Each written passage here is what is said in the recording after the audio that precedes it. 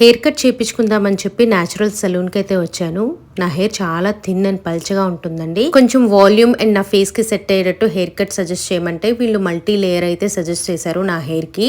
Hair cut అంతా అయిపోయింది. ఇప్పుడైతే సెట్ చేస్తున్నారు, స్టైలింగ్ చేశారనమాట కింద కర్ల్స్. ఫస్ట్ టైం కర్ల్స్ చేయించుకున్నాను, బాగుంది.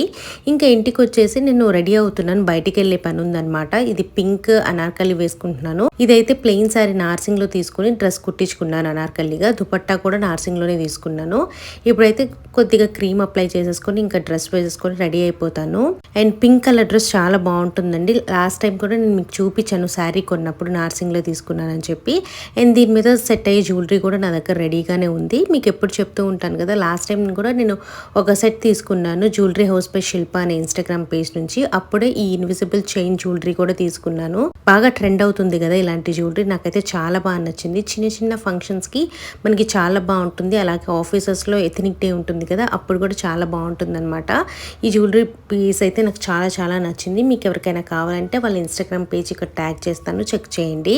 ఇంకా జుమ్కాస్, బ్యాంగిల్స్ కూడా వేసేసుకున్నాను. ఇవన్నీ కూడా బేగం బజార్లో తీసుకున్నానని చెప్పి మీకు ఒక వీడియో అయితే పోస్ట్ చేశాను కదా. అండ్ తర్వాత హెయిర్ అయితే లైట్గా సెట్ చేసుకుంటున్నాను. ఆల్రెడీ కింద కర్ల్స్ ఉన్నాయి కదా, దుపట్టా ఎలా వేసుకుంటే బాగుంటుందని చెప్పి చూస్తూ ఉన్నాను. అండ్ చున్నీకి కింద ట్యాగ్ చూసారా, అది డ్రై క్లీనింగ్ చేయించిన ట్యాగ్ అండి. అండ్ తర్వాత నేనంతా రెడీ అయిపోయాను. ఎలా ఉందో లుక్ అనేది నా కమెంట్ సెక్షన్లో చెప్పండి. లాస్ట్లో మస్కారా అప్లై చేసుకున్నాను. This is my final look.